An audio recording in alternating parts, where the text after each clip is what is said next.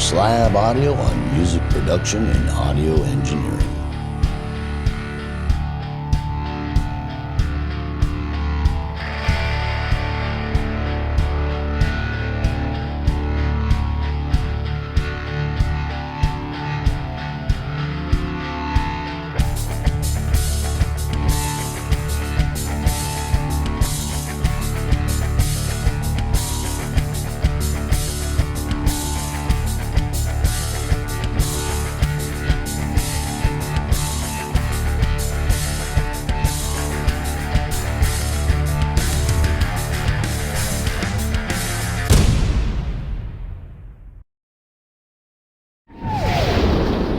Welcome to Doc Slab Audio in our 5th Master Series. I do believe this is the 18th video in our 5th Master Series, Professional Sounding Results from Your Home Studio.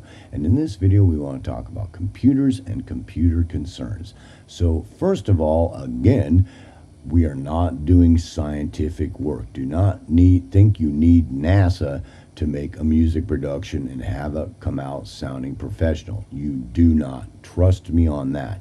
Second of all is that your computer is probably one of the least concerns you have, that you're probably going to want to focus in other areas, your production skills and your engineering skills being of way more importance. You can get by with a fairly inexpensive computer. You'll have to trust me on that.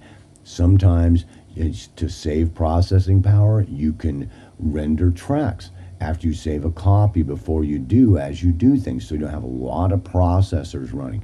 Also, you can take subgroups and you can bounce them together or merge them together so into one file so that it reduces disk space. If you look at your computer when your DAW's running, those are the two biggest things that they're worried about: random access memory and CPU power, which will save you tons of problems. You end up with less tracks and you end up with less processors running, which means you can get by with a fairly inexpensive computer and do radio-ready productions that are not going to cause problems with you getting professional sounding results. So first of all, really quickly, I want to go through this pretty quick because it's a pretty simple thing. That, you know, the mathematics in doing music productions is heavy. We're dealing with a random access memory and our CPU that is dealing with sample rates and bit depths that are moving at phenomenally fast rates of speed.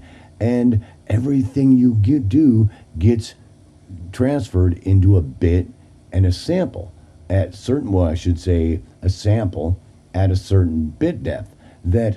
It's unbelievable that everything gets transferred into that. So you might want to Google and the mathematics of music and really read about it, because it's unbelievable that the sample rate and the bit depth get transferred into two rows that basically are representation of everything you do, traveling at unbelievable fast speeds. That everything, reverb, stereo field, everything is these two numbers going by really super fast. It takes a lot of random access memory and a lot of CPU power to write that, read that, and when you're processing. So it's a pretty simple thing to understand.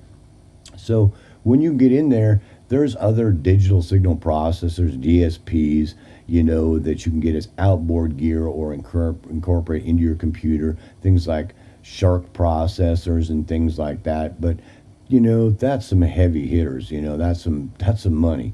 When you actually get into your computers, that you really need to worry about what connections you have. Some people just get by with USB connections or FireWire, and they don't need anything else. But you really need to think about what you need in your studio and how you have your studio set up, and think about what connections you're going to need. It doesn't matter whether it's a laptop or a normal computer either. That's going to be beside the point. So when you get in there, you get looking, and most of the time, if you Google around, they're talking about you want 2.7 gigahertz and some type of like i7 quad processor, multiple core processors, 64-bit operating system, and a lot of RAM is the biggest thing. So, they take up a lot of space, so a good external drive to store your files in is definitely wanted. But those are the biggest things you'll run into. As you Google around, you'll find they're the two biggest things that you really need to take into consideration, that because of the processing power. And when the thing starts reading and writing with your disk space and your random access memory, what it does there. So those are the biggest things you'll run into. So, like, if you look, I've always got my terminal open and my activity monitor so I can see what's going on my CPU.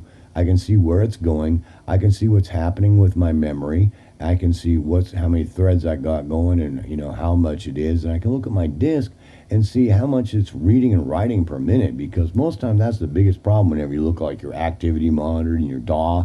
It's talking about your CPU and your disk. Those are your biggest problems, right? Because of processing power and reading and writing too many tracks, too many files that are on there. So that's what you really want to keep an eye on. So, but if you get in there and you Google 10 different places, like going to 10 different doctors, that what is the lower end to the middle of the road to the upper end as far as computers for music production. And you will, somewhere between middle of the road and expensive, you're going to be fine. And you'll probably be fine with the budget area. So it's showing here, beginning of music production, $550. It's talking about the same thing there. 3.7 gigahertz quad-core processor, and it's got talking about 16 gigabytes of RAM. And those are the biggest concerns that it's talking about, right?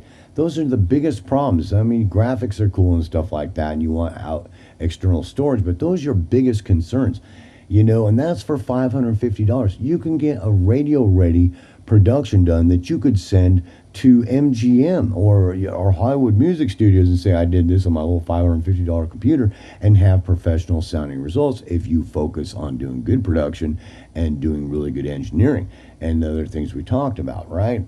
As you go up and up and up, those things are going to increase. And so, that's more money. And that's fine when you can afford it or when it's paying for itself. Does that make sense? And that's okay. But don't get yourself lost there. Whenever you're dealing with computers that you can get by, I bought a computer for $250 when I first started studying audio engineering. And it worked fine for me. I worked out a MATLAB thing. Sometimes MATLAB would slow it down. Sometimes it would flat out stop it. But MATLAB's running a lot more power than something like a DAW. Does that make sense? And it did fine as long as I didn't push it too hard to just run it way too hard. And as far as music is concerned, I can do radio-ready productions on it. And there's no doubt. If I just watch how many processors I'm running, bounce things, render things, and merge, tracks when I have way too many tracks, so I don't start, messing the disk up and causing way too much disk space, and cause a problem with RAM. And I was fine. There was no problem. I could get radio-ready productions done right there. So don't get yourself lost in that. Most computers, when they're running and you're going, well, how could this computer, they're trying to do the same thing. So, a better computer may do some things a little bit better. But for the most part, when we're dealing with music productions, I would not be that concerned about it. Does that make sense? If and when you've got a record deal and you're making big money, bro, spend the money. It's going to make your life easier. You ain't have to worry about things. And plus, it's not a concern for you. But until you do, don't worry about it. You are going to probably be fine. It's probably plug and go, like I talked about audio interfaces. And don't get yourself so wrapped up in it. Focus your area, focus your mind in becoming a better producer and becoming a better engineer. And that is probably where you need to focus if your production's having problems with professional sounding results. So I hope I kept that real simple. I don't have any direct recommendations because I had to start out with a $250 computer and I just had to make it work. I had to reduce my number of tracks and I had to render things and work like that so I didn't overdrive the CPU and mess with the disk space and my RAM. And I got by fine until I could afford something more. So just don't get lost in that when you're dealing with computers. As you get buying better and better and better computers, my only advice there, get 10 different opinions at least and really research what you're getting and buy what you need. Because you can spend, I've got a buddy, he's got a $50,000 Apple computer with 2 or 3 sharp processors. He spent like $200,000 on this computer. you can run NASA on this computer. He can get audio stuff done when it's done that fast, bro. And so, but it's like, yeah, it's not needed. It's overkill. I mean, it's way overkill. But he just loves it. He's so happy, and he's just happy as a clam. So that's cool. So, but just don't get yourself lost in that. So, peace, hope, love. I certainly hope you enjoyed this next video on computers and computer concerns, and I will see you in the next video.